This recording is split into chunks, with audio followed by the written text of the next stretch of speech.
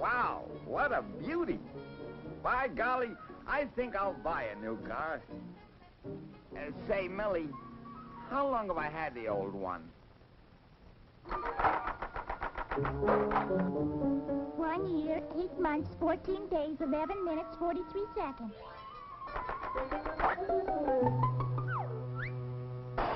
3 o'clock, boss. Time to go home. So it is. Well, I'm ready. A long day, 11 to 3, 2 hours for lunch, 3 days a week. It's a tough life.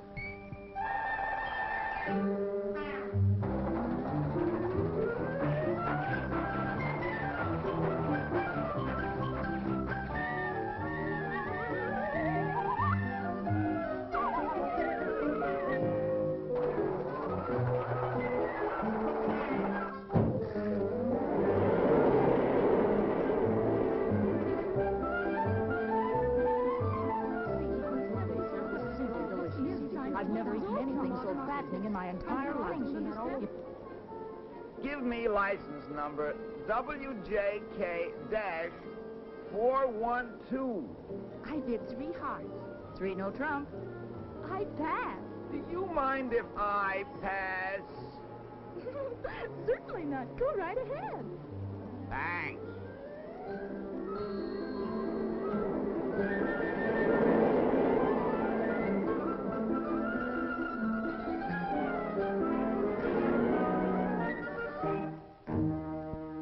No doubt about it. This bus is a little old-fashioned.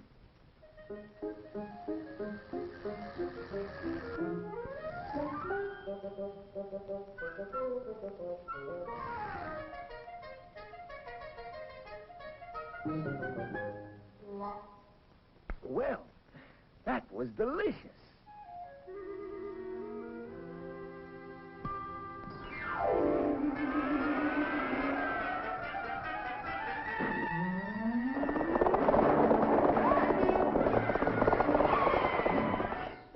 That concludes tonight's thrilling episode of our three-dimensional Western, brought to you by Enerjade, the combination soft drink, candy, and dessert with the three-dimensional flavor. Good, good, good. Buy it at your local market. 21st Century Cars presents your personal master of ceremony.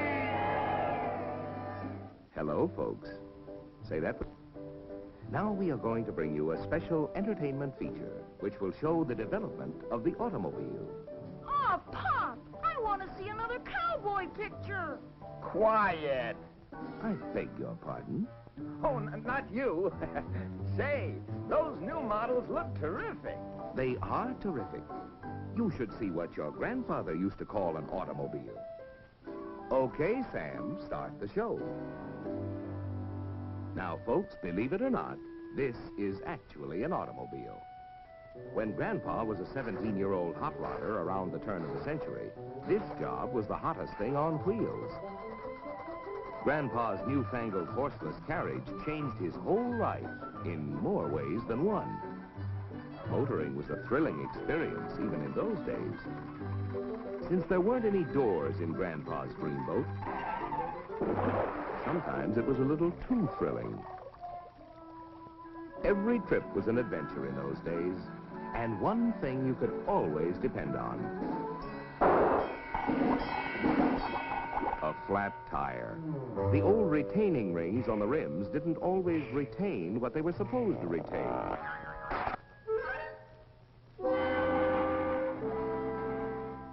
Shock absorbers hadn't been invented yet, and road conditions were ideal for testing the fatigue and failure points of automobiles and drivers. Grandpa's car didn't have much acceleration for passing, so he found himself on the wrong side of the road for longer than he should be. Caught out at night, Grandpa's gas or oil headlamps weren't much competition for a couple of fireflies. The little speedster had no top, and it was far from comfortable in an unexpected shower. The windshield was a great improvement. But without a wiper, even Grandpa's 20/20 vision couldn't keep him out of trouble. The runabout didn't have a self-starter, and often the 10-horsepower engine didn't respond to the hand crank. Occasionally, even on good roads, individual parts failed without warning. Axles snapped. When drag links and steering knuckles failed, it was hard to tell what might happen.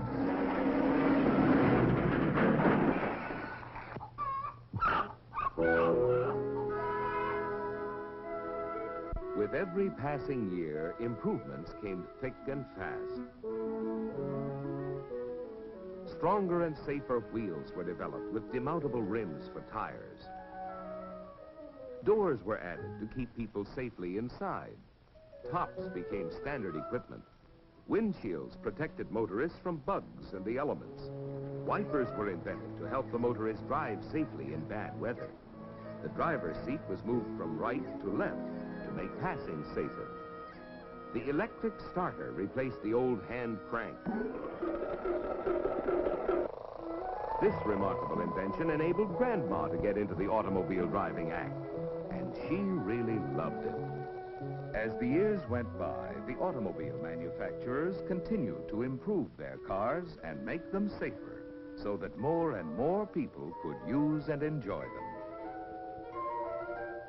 Pressed steel wheels for greater strength, stoplights to warn following drivers, rear-view mirrors, four-wheel hydraulic brakes to increase stopping power, bumpers to add more protection, rubber-covered pedals to keep feet from slipping.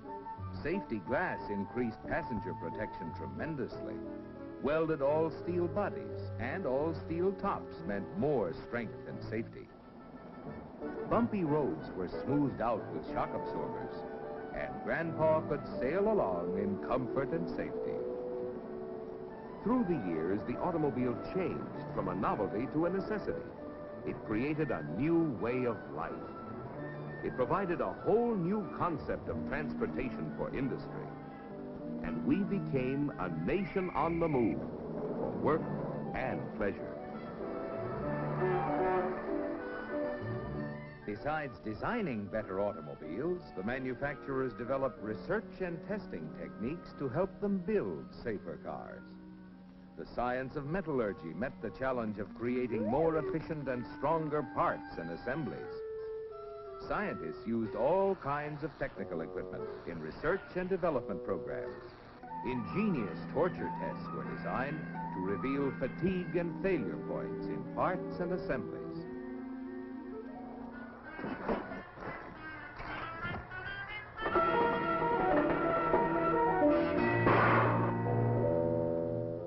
And like the parts and assemblies, the cars themselves were tested under all kinds of driving conditions to make sure that they would operate with maximum efficiency and safety. At the end of the rugged test run on the proving grounds, they were disassembled down to the last bolt and checked and studied in minute detail. Year after year, manufacturing processes steadily improved to make sure that every automobile that left the factory was in good working order. Each car was subjected to more than 2,000 inspections. Cars became safer and more reliable.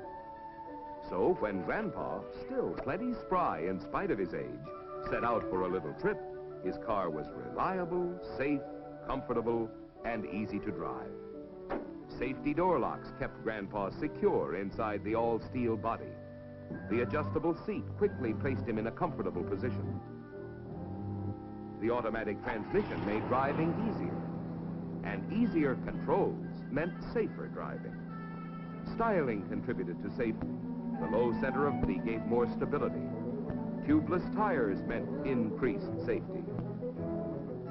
New equipment kept Grandpa warm in the winter and cool in the summer to add to his comfort. And a more comfortable driver was a safer driver. More powerful and reliable engines were developed to make driving more efficient. When Grandpa passed another car, he did it safely and easily. Wraparound windshields and larger rear windows increased visibility tremendously. Sealed beam headlamps guided Grandpa safely at night. Power brakes made it possible for him to stop easily and quickly. Directional signals let the other fellow know the driver's intentions. Power steering not only made parking a breeze, it made all driving easier. Even in the good old days of the 1950s and 1960s, Grandpa could rely on his automobile to get him to his destination quickly, safely, and fresh as a daisy. So you see, folks, all of you who are living in the year 2000 are fortunate, because through the years, the automobile manufacturers have had as their goal your safety first.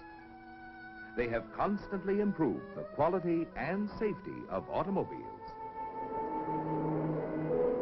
And they will continue in the future as they have in the past to create cars that are more maneuverable, more responsive, more dependable in every situation, and easier, more pleasant, and safer for all of us to drive, including, of course, Grandpa.